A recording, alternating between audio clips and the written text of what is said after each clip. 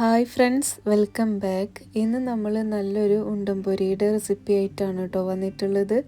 നല്ല ടേസ്റ്റി ആയിട്ടുള്ള ഉണ്ടംപൊരിയാണ്. പണ്ട് കാലത്ത് നമ്മുടെ ചായക്കടയിലൊക്കെ മേടിച്ചിട്ടുള്ള ഒരു സംഭവമാണിത്. അപ്പോൾ ഞാനിവിടെ 2 പഴം എടുത്തിട്ടുണ്ട്. നാട്ടിലൊക്കെ നിങ്ങൾക്ക് പാളയംകുടം പഴം, ചെറുപഴമൊക്കെ കിട്ടുകയാണെങ്കിൽ അതെടുത്താൽ മതി. എനിക്കിവിടെ ഈ പഴമാണ് കേട്ടോ കിട്ടാറുള്ളത്. അപ്പോൾ ഞാനിതാ 2 എടുത്തിട്ടുണ്ട്.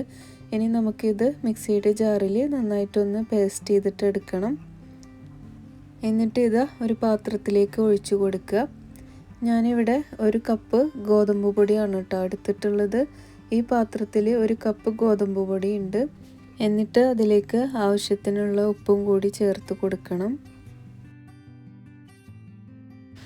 ഇനി ഇതിലേക്ക് 1/4 ടീസ്പൂണ് കരിഞ്ജീരകം, 1/4 ടീസ്പൂണ് നല്ല ജീരകം കൂടി ആഡ് ചെയ്തിട്ടുണ്ട്.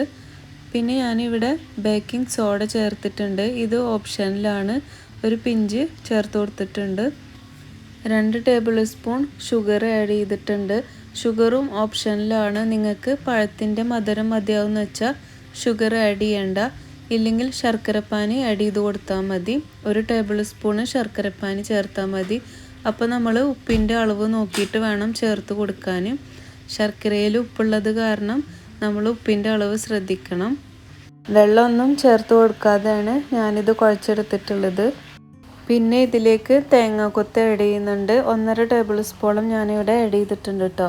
നല്ലൊരു ടേസ്റ്റിയാണ് നമുക്ക് ഉണ്ടംപൊരി കഴിക്കുമ്പോൾ ഇടയിൽ ബൈറ്റ് ചെയ്യാൻ.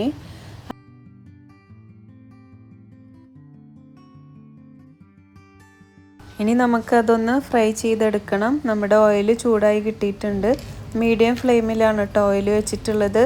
ആദ്യം ഒന്ന് വെള്ളത്തിൽ കൈയൊന്ന് മുക്കുക. എന്നിട്ട് ഇതുപോലെ ഫോളോ ചെയ്താൽ മതി.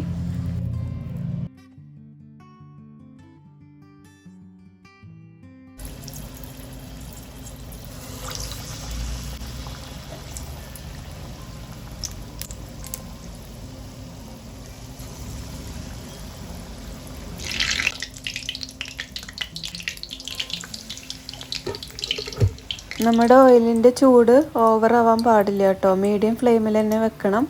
അല്ലെങ്കിൽ അത് കുക്കായി കിട്ടില്ല. പഴം ഗോതമ്പ് പൊടിയൊക്കെ ആയ കാരണം അത്യാവശ്യം വേവുണ്ട്. അപ്പോൾ നമ്മൾ അതൊന്ന് ശ്രദ്ധിക്കണം. ഇപ്പോൾ ഇതാ നമ്മുടെ ഉണ്ടംപൊരിയൊക്കെ അടിപൊളിയായി കിട്ടിയിട്ടുണ്ട്. നല്ല അടിപൊളി കളറായിട്ടുണ്ട്. നല്ല ടേസ്റ്റിയും കട്ടൻ ചായയുടെ കൂടെയൊക്കെ കഴിക്കാൻ പറ്റിയ നല്ലൊരു സ്നാക്കാണ് കേട്ടോ. ഞാനെടുത്ത കപ്പിൻ്റെ അളവിൽ 12 ഉണ്ടംപൊരി ഉണ്ടാക്കിയിട്ടുണ്ട്.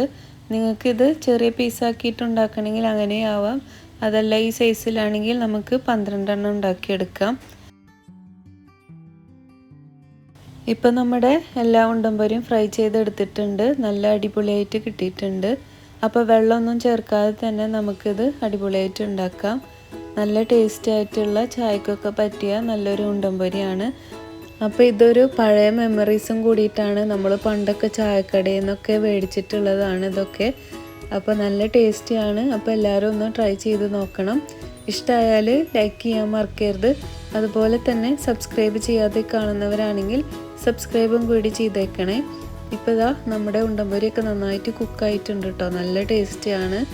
ചൂടാറിയിട്ട് കഴിച്ചാൽ അടിപൊളിയാണ്. അപ്പോൾ ഈ ഉണ്ടംപൊരി എല്ലാവർക്കും ഇഷ്ടമായി എന്ന് വിചാരിക്കുന്നു. അപ്പോൾ നമുക്ക് അടുത്ത വീഡിയോയിൽ കാണാം. എല്ലാവർക്കും താങ്ക് യു.